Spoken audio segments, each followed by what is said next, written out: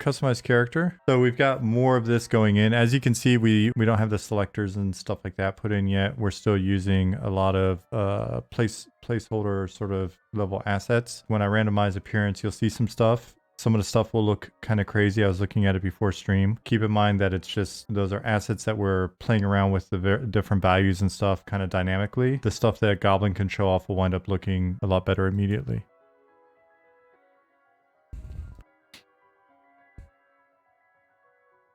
Now this guy looks like a vamp. Nice. I'm going to keep him. Did Goblin make the new character textures? Yeah, he made some varieties. If you look, you can see that we've got clouds in now as well.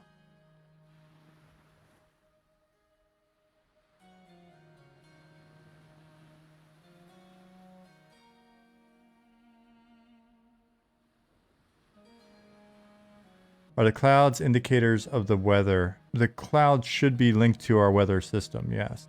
And you'll notice when it rains and stuff that things change. If you didn't see that last week, we'll have it happen again. Oh! Hey, it's still sunny. This is sun shower. Welcome to Florida. Less gnolls, they hate rain. It makes them smell bad. I picked a vampire skin. Your guy's skin color reminds me of the Always Sunny episode where they were taking Frank's blood and he started to look like an 1800s vampire. What a beautiful show. Well, things like lanterns require fuel. Yeah, that's the goal at the moment.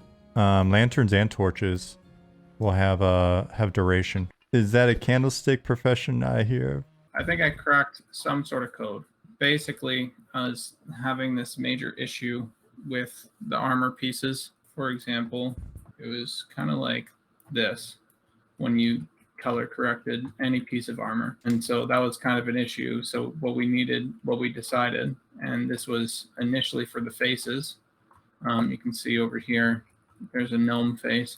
We had this idea where we needed highlights, these things to differentiate basically. So like on the face, there'd be like a universal highlight. We have this where I have this armor base color and we can have that. It looks good as this, right? But once you get into the darker bits, it kind of starts to lose its charm. And so I brought in highlight 1, I brought in this. I'll go chronologically so you can see the problems that I was solving. I was like, well, now we can have sort of shiny armor, and it gets a little bit much here, but you can have sort of shiny armor like this. And then I was like, well, we kind of lose a little bit of the shadow sometimes. So you can have like a shadow version. So no matter how light this armor is, let's see the shadows. Right now you have armor, which is your base. You have your armor highlight, and that's where you started. And then you have, I brought it into highlight and mid. And so basically we can do something like this. And you're not going to see a whole lot of it right now. But as soon as I start to bring this color back down into the dark, you can see the difference. And I'll show you the difference here. So we can do something like that where it brings up just the creases basically in the highlights, or focuses on the creases. And then you can do whatever color you want of armor, and those will be sort of universal. And then I wanted to bring in one last thing, which was this mid-tone, which means that you can get like go from dark to like saturated. So you have lots of different options to bring in. And this is all for one armor piece.